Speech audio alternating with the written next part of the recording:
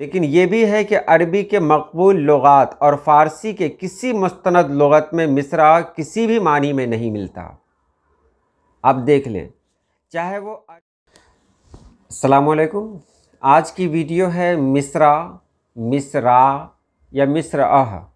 मैं ऐसा इसलिए पढ़ रहा हूँ ताकि आप समझ लें कि मैं कहना क्या चाह रहा हूँ, क्योंकि यहाँ पर जो बातें कही गई हैं वो सब जो भी मिसरे हैं उस सभी को मिसरा ही कहा जाएगा, चाहे हे लगा हो या नहीं लगा हो। तो दुरुस्त क्या है, क्योंकि यहाँ ऐसे से लोग गलती कर जाते हैं जो दूसरों पर तनकीद करने में सबसे आगे रहते हैं। तो मैंने सोचा कि इस पर एक वीडियो बना दी जाए। मैं हवाला दे रहा हूँ, ये लुगाते रोज़मर्रा का हवाला है हमारे सामने। मुसन्निफ़ हैं शम्सुर रहमान फ़ारूक़ी। तो यहाँ बात करते हैं मिसरा की। चलिए हम वीडियो शुरू करते हैं।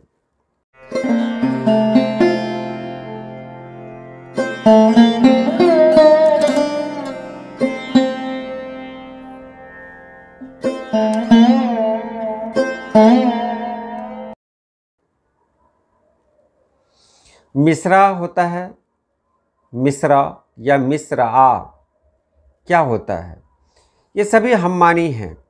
मिसरा यानी मीम स्वाद रे ऐन के बारे में कोई शक नहीं कि ये अरबी लफ्ज़ है। मिसरा, एक शेर में दो मिसरे होते हैं, पहला मिसरा दूसरा मिसरा। मीम स्वाद रे ऐन, मिसरा यानी फेलुन।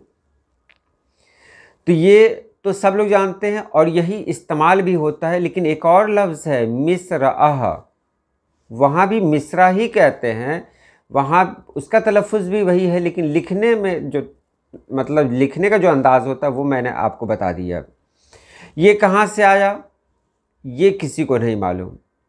बज़ाहिर इसे मिसरा की तानीस होनी चाहिए, लेकिन तानीस की ज़रूरत कोई मालूम नहीं होती। क्या ज़रूरी है वहाँ तानीस की? तज़कीर तानीस की ज़रूरत ही नहीं है। मुमकिन है यहाँ ताए वहदत हो, लेकिन ये भी है कि अरबी के मकबूल लुगात और फ़ारसी के किसी मुस्तनद लुगत में मिसरा किसी भी मानी में नहीं मिलता। आप देख लें, चाहे वो अरबी का लुगत हो, चाहे फ़ारसी का लुगत हो, वहाँ मिसरअह कहीं नहीं मिलता है। पता नहीं लोग कैसे मिसरअह इस्तेमाल कर लेते हैं और कहते हैं कि ये अल्लामा इक़बाल का मिसरा नहीं है, और पता नहीं यहाँ के को के कैसे इस्तेमाल कर लिया गया। बताइए, तो तनकीद करने वाले को उस लेवल का होना चाहिए तब वो बात करें। तो यहाँ पर आपने जान लिया मिसरअह ये किसी भी फ़ारसी या मुस्तनद अरबी लुगत में मौजूद नहीं है। अब देखिए, गालिब ने लिखा था तक़दीम व ताख़ीर मिसरअतैन करके रहने दो। मिसरअतैन यानी जमा का इस्तेमाल किया था इन्होंने। ये जुनून बरेलवी ये 24 अगस्त 1846 में शाये हुआ था। इससे मालूम होता है कि मिसरा को गालिब दुरुस्त कहते थे, समझते थे, दुरुस्त समझते थे और इसे अरबी करार देते थे। गालिब के बारे में है, और इसे अरबी करार देते थे क्योंकि उन्होंने इसकी जमा अरबी तस्निया के कायदे से मिसरअतैन बनाई है। यानी मिसरअतैन का मतलब वही है जो मिसरअह से जो जमा बन सके, वह उसी लिहाज से यहाँ बनाई गई है। आनंद राज के ईरानी एडिशन में खान आरजू का भी एक शेर दर्ज है। यहाँ भी मिसरा को मिसरअह लिखा गया है। इससे गुमान होता है कि मिसरा और मिसरा दोनों के तलफ़ुज़ में खान आरजू ने कोई फ़र्क नहीं किया है। तलफ़ुज़ एक ही है, चाहे मिसरा में हे लगाएं या ना लगाएं। लेकिन यही शेर बहारे अजम में भी है और वहाँ मिसरा नहीं बल्कि महज मिसरा लिखा हुआ है। वही शेर है बहारे अजम में, लेकिन बहारे अजम में मिसरअह नहीं लिखा हुआ है, मिसरा लिखा हुआ है। मैं फिर एक बार आपको बता दूं कि मिसरअह नहीं होता है। मैं समझाने के लिए हे की आवाज़ निकाल रहा हूं ताकि आप समझ जाएं। शेक्सपियर के लुगत में मिसरअह मौजूद है और इसे अरबी बताया गया है। स्टेंगॉस ने भी इसे दर्ज किया है, लेकिन इसे अरबी से माखूज़ यानी टकसाली अरबी में नहीं लिखा है। इसी तरह एक जगह मिसरा लिखा हुआ है, यानी मिसरा में ऐन से पहले अलिफ का इस्तेमाल किया गया है। अब मिसरा, मिसरअह दोनों को वहाँ हटा दिया गया है। बहरहाल यहाँ मैंने कहा किसी भी मुस्तनद लुग़त में ये मौजूद नहीं है, चाहे वो अरबी लुग़त हो चाहे वो फ़ारसी लुग़त हो। अब यहाँ देखें हमारे यहाँ यानी हम लोग जिन लुग़त का इस्तेमाल करते हैं वो उनमें एक नूरुल लुग़ात है। तो नूरुल लुग़ात और ग़यास और आनंद राज किसी में मिसरा दर्ज नहीं है। हाँ, उनके लुग़ात के इबारत के अंदर लफ्ज़ मिसरा यानी मिसरा में अलिफ़ का इस्तेमाल किया गया है, कई बार इस्तेमाल किया गया है, लेकिन मिसरा दर्ज नहीं है।